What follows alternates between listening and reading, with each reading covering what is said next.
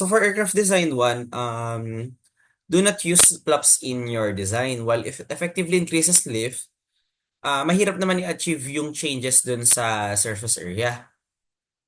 If you can install flaps, usually kung Kruger flaps, ay kung plain flaps lang naman yan, it has added complexity lang, pero I suggest is wag na. Mahirap siya for RC aircraft, let alone yung characteristics ng vehicle. Moving forward, ito tayo sa swept forward wing, which is ito yung magiging activity nyo. An example is the Grumman X-29. So ito lang yung mga simple na tanong. What is the reason why NASA developed swept forward wing? What are its advantages and disadvantages? And make sure to keep it short and simple. So after the wings design, dito na tayo sa fuselage section. For fuselage, this is an example, the P-51 Mustang.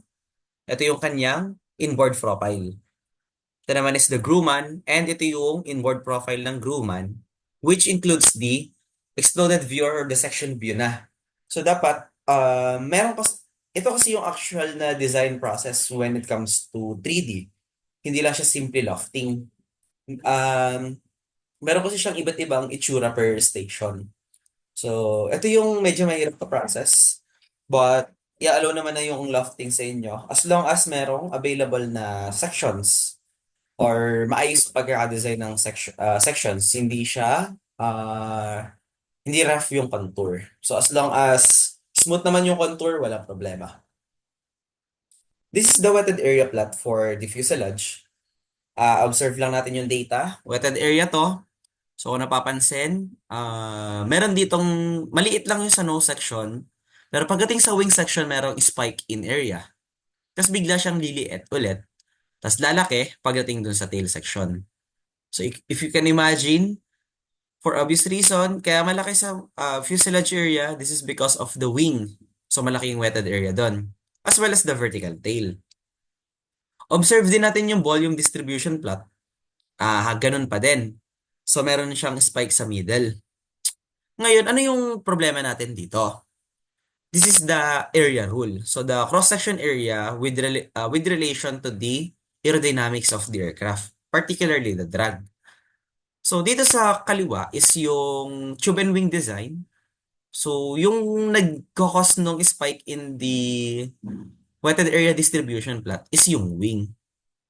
So paano natin magagawang smooth yung contour as well as mapababa yung drag?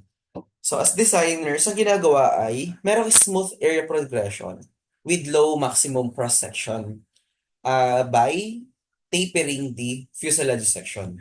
Wala ka na magagawa sa wing. Yan kasi yung pinaka-aerodynamic body. Pero sa fuselage, meron ka pang pwedeng gawin at the expense of lower cargo capacity. Kaya ang usual na gumagamit ng gantong supersonic area rule is that of the supersonic aircraft. So, at the left, we have the F102 variant. Kung mapapansin yung red na line, straight yung design ng fuselage niya. It follows the tube and wing design. But for the area ruled section, yung F12 variant A, kung napapansin nyo, nag-smooth yung or nag-taper down yung kanyang fuselage area ratio pagdating dun sa close, kung saan may malaki ng area dun sa delta wing. So, move forward.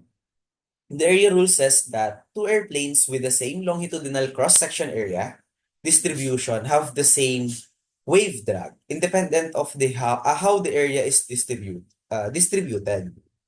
So, ang area yung tinutukoy natin. Kahit gaano pa kalapit yung itsura niyan, tulad itong dalawa, ang kailangan nating avoid ay yung area distribution to avoid the formation of these strong shockwaves. Kaya nga kung babalikan natin dito, ang target natin is mas smooth out yung cross-sectional area from the nose up to the tail section. So nakikita naman sa design, move forward tayo. Ito yung formula na gagamitin for fuselage. Same lang din siya ng formula but different yung values na pagkukunan. So dito, yung nasa labas ay itong, kung babasahin naman yung table, ang unit set ay pounds, itong nasa brackets ay kilograms. Then C is unitless. So hanapin lang kung ano yung didesign, tapos sundin lang yung formula na A multiplied by the function WO or yung ating gross weight or takeoff weight raised to C. So for fuselage design, a good design practice suggests that 60% of the fuselage length should be considered as an initial moment arm length. The point of reference of this distance is from the wing aerodynamic center of the tail aerodynamics to the tail of the aerodynamic center. Ngayon, in order to avoid short couple design, the moment arm length should not less than be 3 times the main aerodynamic chord. Pero mainly, ang pina-follow natin ay ito. LHT equals LVT is equal to 60% of the fuselage length, which is ito. Ngayon, para matanggal yung kalituhan, ano ba yung fuselage length? Fuselage length is from the tip of the nose up to the last fuselage bulkhead. Ayan yun na. Ito yung formula na AWOC. And itong LHT and LVT is 60% or 0.16 itong AWOC. Kahit anong sukat nyo, parehas lang yan. Kahit anong sukat nyo, magiging 60% lang yan dapat nung AWOC. It's for the initial distance pa lang naman for design. And ang LHT or the length of the horizontal tail to the CMAC of the main wing is same lang din with the LVT. Kasi kahit ano naman tingin mo dyan, parehas lang naman dapat magiging parehas lang yung position of the main aerodynamic chord. Balikan nyo na lang yung formula sa TR5 kung ano ba to. Kung anong formula para makuha yung CMAC and yung span-wise distance as well as dito sa isa. And ito, palatandaan lang for tail configuration, usually sa waterline, zero waterline siya nag-start. So ito, yung from nose to tip, or kahit sa nose lang, gumawa ka lang ng straight line. Tapos dyan mag start yung shape yung shape for the computation ng ating vertical tail. Hindi siya yung exposed part lang ha. Nag start siya dun sa zero waterline. Moving forward, dito tayo sa empennage. Again, empennage is not the tail. Ang tail ay yung mga fins. Empennage includes the whole assembly, including the last fuselage bulkhead. These are the examples, isa-isahin natin. For the conventional, it is lightweight. Horizontal tail is in the wake of the wing. Ano to? Maglagay tayo ng simple aircraft. Andito yung tail. Ito yung wing. Dahil dito ay smooth pa yung contour, magkakaroon ng turbulence, ito yung tinatawag na wake. So yung horizontal tail ay naapektuhan ng wing. It does not allow for aft-mounted engine. So wala kang makikitang makina dito. Usually nasa wings for a conventional aircraft design. Conventional tail design.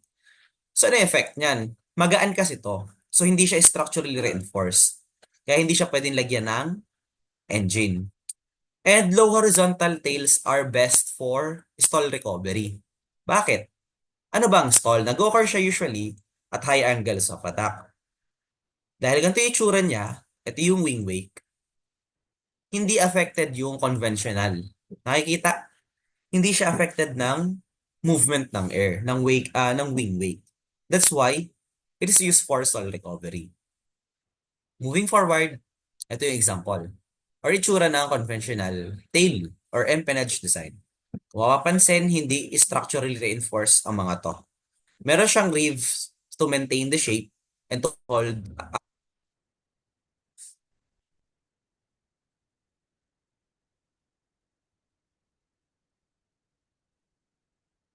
So, dito tayo sa after the conventional, ito example lang naman. Dito na tayo sa detail design. For detail design, this is heavier due to the strengthening of the vertical tail to support the horizontal tail. Bakit? Ito kasi yung T-tail. Dahil nandito siya sa taas, kailangan mo itong lagyan ng structures. Ngayon, it allows for smaller vertical tail due to end plate effect.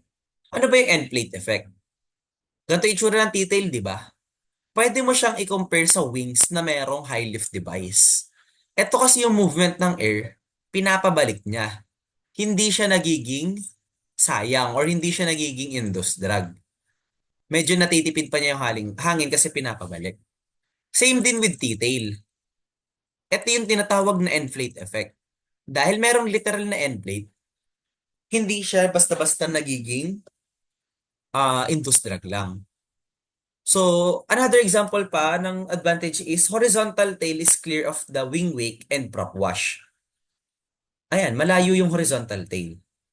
Now, dahil structurally reinforced, pwede ka maglagay ng engine. The problem is with angle of attack. It is most prone to deep stall. Ano yung deep stall? The wing blankets the elevator causing a stall. Lalo na kapag low wing. Ito yung wake, di ba? Wala ka ng control. Affected na siya. So, deep stall tawag dyan. Nakukuha yung disadvantage?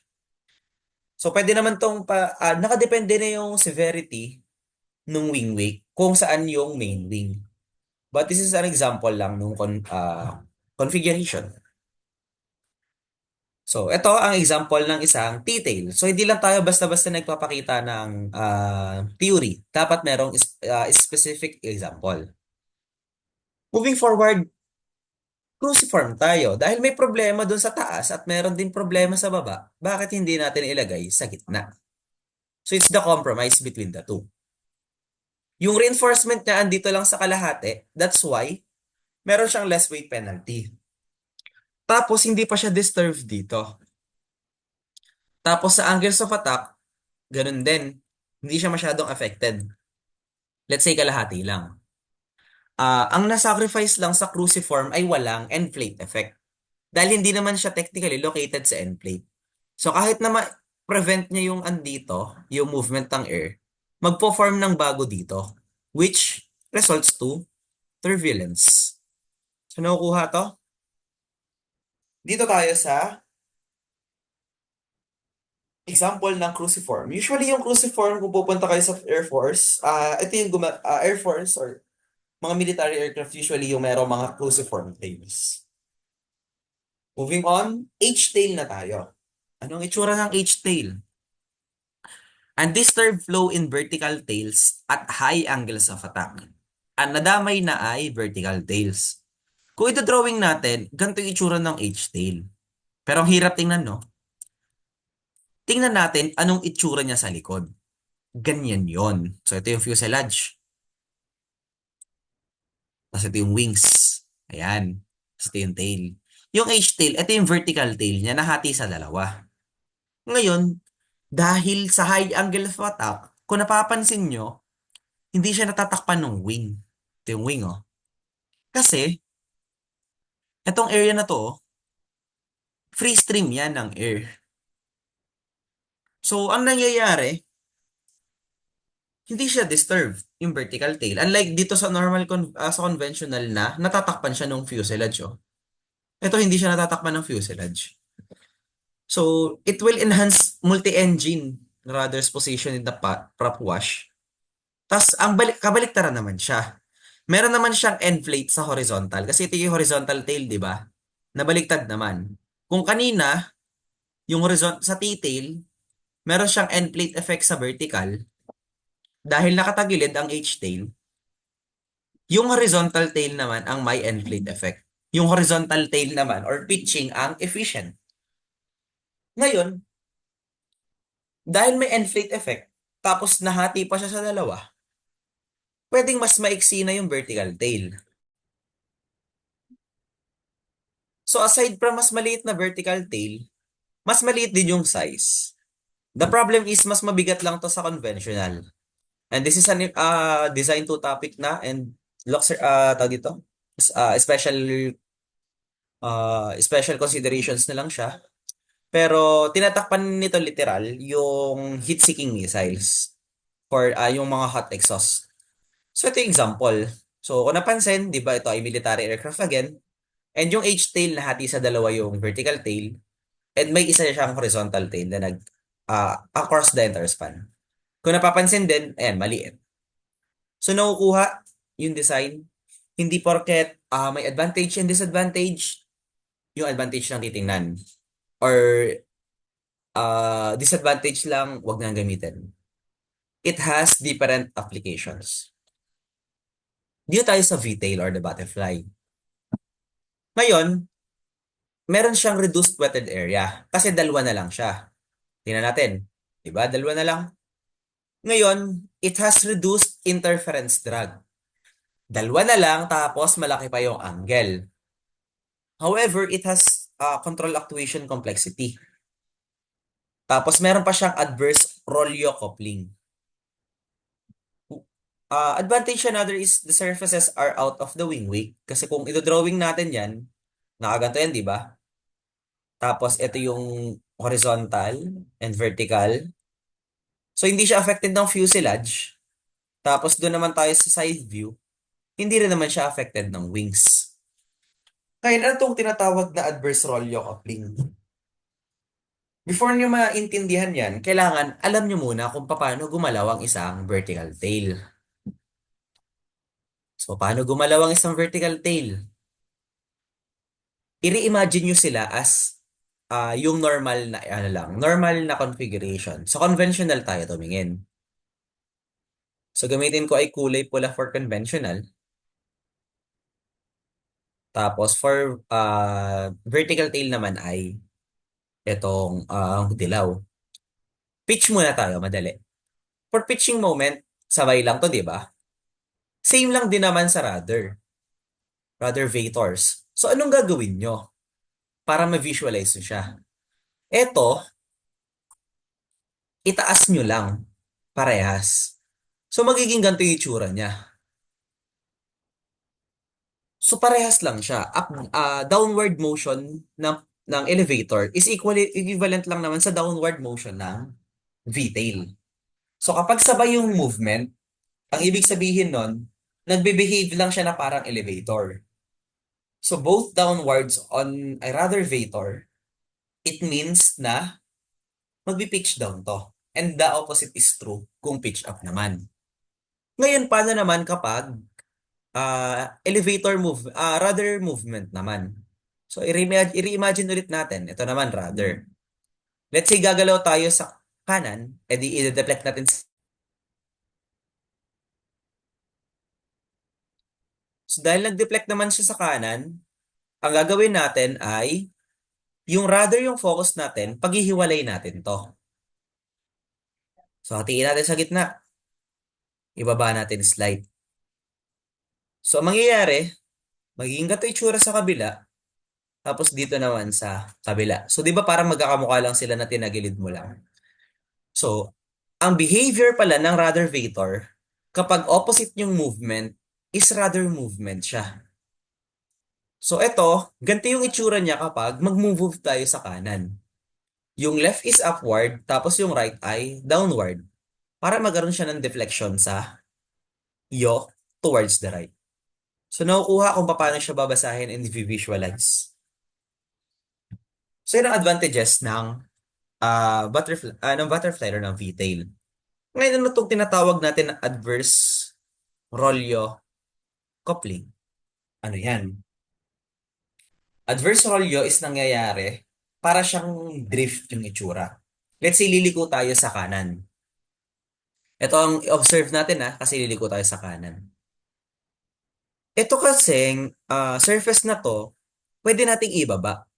Pag binaba mo to, magiging ganyan itsura, di ba? Yung opposite is ganito. Nagmumukha siyang aileron. Di ba ang goal natin ay lumiko sa kanan? Di lumiliko sa kanan yung rudder vector. Pero, meron siyang hidden na aileron effect. Ito, ang nangyayari, nagkakaroon tayo ng rolling to the left. So, nagka-counteract sila. Yung roll mo is merong adverse effect dun sa iyo. Nagkakaroon siya ng opposite na movement. So kapag kapag ang ginamit natin ay V-tail, ito ang isang problema natin. Complex na nga siya, madadagdag pa yung adverse na Rollo coupling. Nagmumukhang nagdi-drift yung aircraft mo dahil dito sa configuration na to. Nakukuha? Pwede doon tayo sa kabaliktaran, which is the inverted V-tail. Kung napansin, proverse rolyo, and meron siyang reduced spiraling tendency. Ano lang yung problema niya? Ground clearance. So, papansinin nyo ganito. Yung itsura niya. Usual na gamit ng inverted V-tail ay sa mga UAV, VTOL capabilities. Kasi wala siyang problema sa clearance ng ground. Hindi siya matatakot sa tail strike kasi nga vertical takeoff and landing siya. So ano na naman tong reverse rolyo coupling? Drawing tayo ng V-tail, tas let's say, liliko tayo sa kanan. So kung sa kanan tayo, magmumula lang tayo sa ganito, di ba ganyan yung V-tail? Gayahin lang natin yung magiging itsura niya ayan, ito. Ito yung itsura ng rudder vector. Kung ipapantay natin, gagawin nating itsurang aileron, ganito. Eh di ba ang goal natin ay lumiko sa kanan? With this configuration, aileron up, downward yung wing, upward naman to. So, yung nagiging moment natin in roll is proverse to that of the yaw. Sumasabay siya. That's why for inverted, ito yung mas advantageous. Kaya nga, ito yung ginagamit for UAV. The only problem is with ground clearance. If nakukuha yan, move tayo dito sa Y-tail. So, ang hirap pala ng V-tail, tanggalin natin yung complexity. So, dito, sa Y-tail, tinanggal mo na yung rudder control. Kasi nga complex yung rudder. So, ihiwalay natin. Ang nangyari, V-surfaces is for pitch control lang. Tapos rudder is third surface. Ano lang naging advantage nito? Umalis lang siya sa wingway. Pero para na din siyang conventional. Kung titingnan, ayan. Literal na letter Y lang siya. Meron tong inverted Y variant, pero bihira. But for this one, sa Y-tail, ganito lang yung nangyayari. Moving forward, dito tayo sa twin tail. Twin, dito sa twin tail, literal na meron lang siyang dalawang puntot. Dahil dalawa siya, parang H-tail, it avoids the blanketing. Reduced height din kasi nahati na sa dalawa yung vertical tail. But it's usually heavier than centerline mounted. Ano yung pinagkaiba ng twin tail sa H-tail? Yung H-tail kasi nakadikit siya sa horizontal tail. But for twin tails, nakadikit siya sa fuselage. Ito yung example. Ayan. The usual for twin tails are sa mga fighter jets. Kasi medyo malikot to sa yaw. Meron tong adverse yaw. Kaya, gumagawa tayo ng twin tail para maliit lang yung ano niya. Yung area na mako-cover. This is a design to topic na pero same din siya with slipstream. Iba kasi yung nararamdaman nung isang elevator dahil sa blanketing, rather sa blanketing compared dun sa isa. Wag nyo na muna alalahanin yon para hindi ma-overwhelm. It's an aircraft design to topic. Good to know muna for now. Now, dito tayo sa boom mounted, which allows for a pusher propeller configuration. Ganito yung itsura niya. Madalas to makikita sa UAV. Tail booms are typically heavier. Tapos, mayroon siyang iba't ibang configuration which is ganito yung itsura niya. It's either inverted V or V, tapos naka-convert siya, naka-connect yung boom, or pwede din naman siyang inverted U and U boom. So, ganyan. Ano yung advantage ng propeller configuration? For seaplanes, para hindi dumami yung water splash. But for UAV, dahil may camera sa harap, ayaw lang natin matakpan ng propeller yun. So that's simply it. Ito yung itsura niya. And for the last one, the ringtail. Ringtail, mukha siyang makina. It serves as a propeller shroud. Conceptually appealing, pero hindi ito lumipad. It's too inefficient to become possible. For tail design, doon na tayo sa SVT and SHT. Ito lang, kailangan natin yung formula for that. So the formula for that is ito. Tapos ano yung, kailangan kasi natin yung LVT saka LHT bago makompute yan. So ito yan. Ito ang SHT, the reference area of the horizontal tail. SVT again is the vertical tail. Pakialala na lang yung configuration restrictions natin. Next, ito naman for the tail area, sinama ko na din yung controls, kaya napapunta yung aileron. But these are the approximations. Ang suggestion ko is gamitin nyo yung lower than that or yung at least gitna para makuha yung ranges ng area. So, elevator area, rudder area, aileron area, tapos aileron length. For aileron length kasi, hindi pwedeng, ito is, ito yung total. So, it's either 17.5 to 25% each. So, dito, um, well, ayan, 25 by 25. Yan, para makuha yung aileron area. So, alalahanin na din yung mga concepts kung saan siya dapat ilagay. Lalo na sa aileron, hindi mo siya pwedeng too much inboard or too much outboard. Tandaan nyo pa kung saan pwedeng ilagay yung flaps. Hindi siya pwedeng pinakang dulo kasi induced drag, hindi din naman pwedeng pinakang gitna kasi interference drag. So, important na ilagay nyo din yung concepts. So, dito naman tayo sa landing gear arrangements. For single main, employed mainly by sailplane dahil sa simplicity. Ito yung example. Meron lang siyang nag-iisang single main tas meron mga supporting na landing gears. Magagaan lang to. Next, we have the bicycle. Meron tayo, kamukha siya nung single main pero dalawa yung yung magiging main landing gear mo.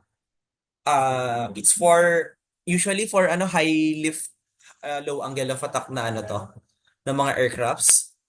Tapos ginagamit siya kapag yung CG is nasa gitna with narrow fuselage para tipid. Tulad nito.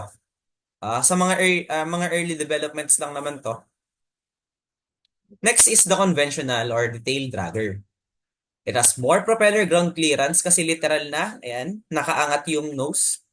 Less drag and weight. Easier lift production due to attitude kasi literal na nakatutok na siya. So may angle of attack ka na to begin with. Ang problema lang, unstable siya or merong ground looping. Ano yung ground looping? Let's say ito yung landing gear mo. Liliko ka sa kanan. Etong left landing gear is mas malaki yung. So dito sa left landing gear, for ground looping, ito yung left main gear. Mas malaki kasi yung distance na ita-travel niya kung liliko sa kanan compared dito sa nasa kanan. And ano tong ground looping na to? Ano nangyayari? May instance na possible itong wing natin sa may kanan ay mag-bank or humampas sa ground. So nakukuha yon, hindi kasi nai-steer to. Hindi tulad sa sasakyan. So inconvenient din kasi yung floor attitude niya nakatagilid. So para makaakit sa cockpit, mag-i-incline ka pa pataas. So doon tayo sa kasunod na development, which is the tricycle landing gear. Stable on ground and can be landed with large crab angle. Ano ba ang crab angle? Kapag maglaland kasi tayo during crosswind, haharap ka dun sa problema, which is yung crosswind. Tandaan, um, bago maayos yung course mo, kailangan mo munang harapin yung problema. Nakukuha, kapag tinalikuran mo yan, mahihirapan ka lalo.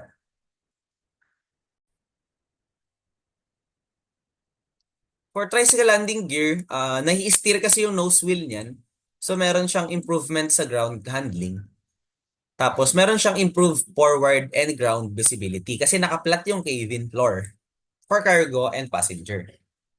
So ito yung example ng tricycle landing gear. Next, for quadricycle, flat takeoff and landing and permits a very low cargo floor.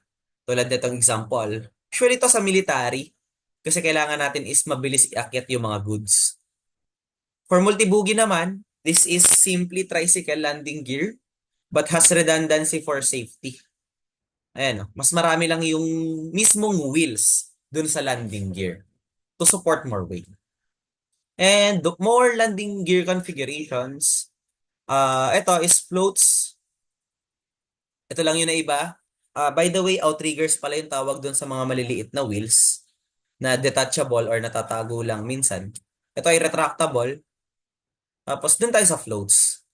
Kapag dalawang ganyan, floats yan. Pero kapag isang buo, na parang bangka na, ito na yung tinatawag nating hull. Ito is good to know na lang to. Nababasa na lahat to sa Raymer. Rigid developments lang to. Rigid axle, ito yung pinakasimula ng landing gear. Napansin nila, may vibrations tapos nakaka-affect sa structure. So, gumamit ng solid spring. The problem with solid spring, kapag due to wear and tear, possibly baka bumigay. So, nag-improvise sila ng bungee. And for bungee, ang problema naman baka maputol. That's why meron na tayong oleo shock strut. Itong dalawa, itong triangulated and trailing link is just oleo strut pero mga later developments na. Doon tayo sa oleo shock or the oleo strut. Ano yung movement nito? Meron tayong oil and air. Yung oil incompressible, yung air compressible. Para mas maging masikip yung movement, pupunuin natin to ng oil. Yung air is, ito na lang yung magiging movement niya. Tapos, kung gusto nating maging mas magaan, let's say half oil lang to, kasi ito ay full air. Nakadepende na din kung ano yung movement ng configuration. But simply, bakit kailangan ng oil? Bakit hindi purely pneumatic na lang? Or purely oil? Pag pure oil kasi, incompressible, para ka na rin naggawa ng rigid axle. And for pure air naman, baka maging masyadong bouncy. Kasi masyado siyang compressible. Pero hindi siya pinagmimix ha. Meron siyang magkahiwalay na orifice or chamber. So dito, another naman is clustering wheel. Kung nakakapag-grocery na kayo, ito yung umiikot na gulong na usually pilay yung isa. So dito, sa clustering wheel, ano yung meron sa kanya? Positive and negative angle lang tayo. For a negative rake, ito yung located sa, balik rin natin, yung sa presentation. Ito ay po.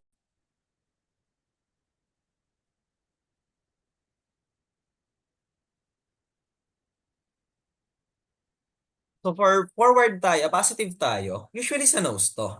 Tapos usually sa tail naman tong negative rake. So bakit? Para saan ba to? Itong castering wheel geometry kasi is for stability, para hindi siya mag-tilt over. Kapag nakapantay lang kasi to, pwedeng tumumba to sa harap, tapos ito naman ay tumumba sa likod. Ano naman yung penalty nito? Kapag too much yung rake natin, ano nangyayari sa kanya? Least likely na mag-tilt. Ang problema, nahahati siya into two components. Nagiging magaan lang yung support niya. So, nababawasan yung efficiency. Kaya kailangan natin is yung tamang rake angle lang. Enough para hindi siya tumumba and enough din para masuportahan niya yung weight. Nakakuha to? Ito ang kailangan lang alalahanin is bakit usually palikod yung pag-fold ng nose landing gear. Usually nagde-deploy tayo ng nose landing gear is pag take off and landing. Sa landing walang problema, mabagal. Pero sa take off kasi, it will serve as assistance. Kasi 'di ba ito yung eroplano. Tapos kapag nagigain ng speed, tapos nawalan ka ng hydraulic control, let's say, para mag-fold siya, tutulungan ka nung hangin para i-fold siya backwards. Pero kapag landing naman, tas wala kang oil control, syempre, yung weight niya naman yung magde-deploy sa kanya pababa. So, di ba? That's the simple engineering for landing gears, retraction. Pero, maganda yung effect niya. And C-plane geometry tayo. Ang tatandaan niyo dito is yung dead rise angle. Bakit kailangan yung dead rise angle? It's simply, makakatulong siya dun sa pag-splash no water palayo dun sa main fuselage. So ano tong center kill? Kill beam. Ano ba yan? Literal na kill yan pag nasira. Pag nasira yan, lagot na yung aircraft mo, patay na yan. Kahit yun So, familiar ba kayo kay Going Merry, yung sa One Piece? Ayun, kill beam yung na-damage sa kanya. Yun yung itong member na to. Yun yung main structural component na naghahawak sa lahat. For aircraft, yung kill beam is, ito gato itsura niya parang box. Pinagdudugsong niya yung front fuselage, aft fuselage, tapos yung dalawang wings. Yan ang kill beam ha, tandaan yan, important yan. So, computations time, keep it short and simple. These are the tables lang na pwede nyong gamitin. And with that, kapag may tanong, go ahead. As long as available ako, I can answer. Again, I'm Engineer Quintan Vargas. Thank you. Abangan nyo na lang yung uploads ng mga next na ref.